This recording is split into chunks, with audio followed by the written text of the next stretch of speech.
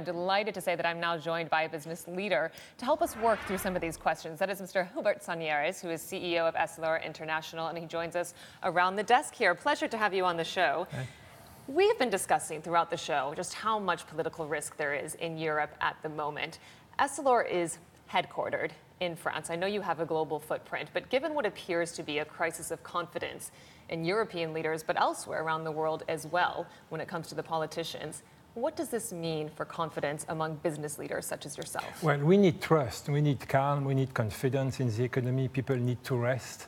There have been so much trouble the past few quarters that I think we need to go through a full rest. In our case, as you know, which is improving vision, the needs are so huge that our own businesses are going well, even though through the crisis or the event. But overall, I think we need peace and calm so people can regather actually on their focus. And in France specifically, I remember covering these elections, and there was so much relief, not just among investors, but among so many people when Emmanuel Macron came into power, that he would finally be able to get through the reforms that the economy so desperately needs.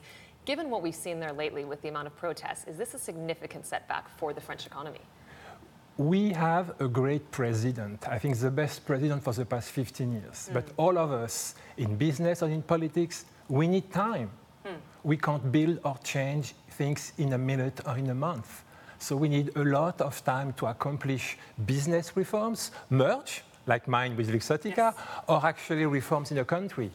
Let's talk a bit more about the merger, because it was officially completed earlier this year. Are you satisfied with the progress so far, or do you think more work needs to be done in achieving some of the efficiencies, some of the cost benefits that investors have been hoping for? Well, the main reasons why we have done this merge is really to give vision a voice.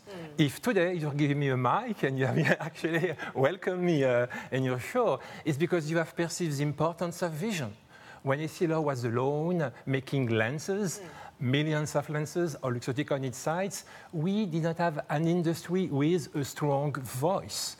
Now with this merge, we are giving everyone a voice and a leader, an industry who can talk, like me today with you. Side of that, we are putting lens and frames together to improve the product, the service, lowering the cost.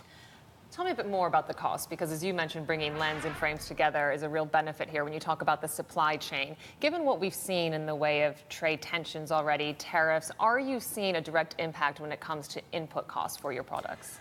Not really, actually. What we do today is producing lenses like the one maybe you have never seen, which is straight from our plants, these kind of things. We produce 600 million of those.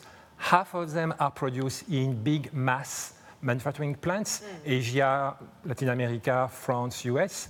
And the second half is produced absolutely locally through 600 small or mid-size manufacturing plants that we have everywhere in the world. We have 2 in Singapore, we have 120 in the States.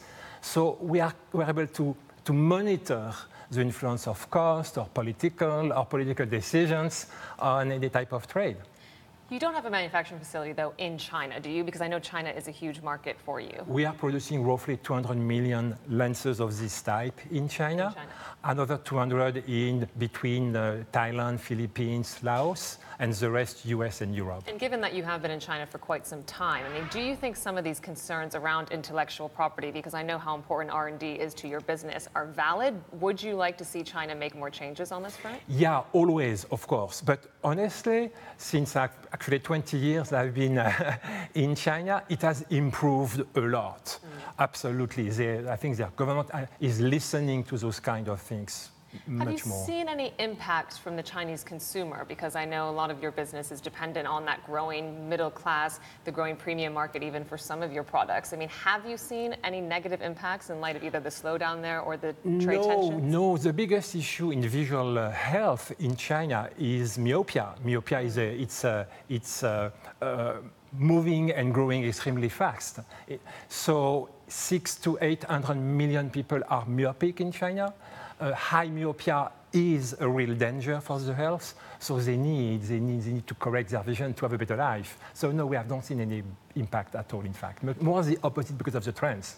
As you set out to solve some of the problems you see in vision and eye care and just really improve the product offerings, I mean, what is the strategy for 2019? Now that you have the big merger wrapped, are you continuing to look out for acquisitions, even bolt-on acquisitions, to improve technologies? The development of both Luxottica and Essilor has been through innovation and M&A. So we will continue both ways now that legally we can, after this long period of let's say, legal environment. Now that we have done our merge, absolutely, we'll continue to have M&A activities on one side and to boost innovation on the other side. Can you give us a better idea of where some of those opportunities look most compelling, at least regionally? We are in Asia, where actually we have 3 billion people myopic.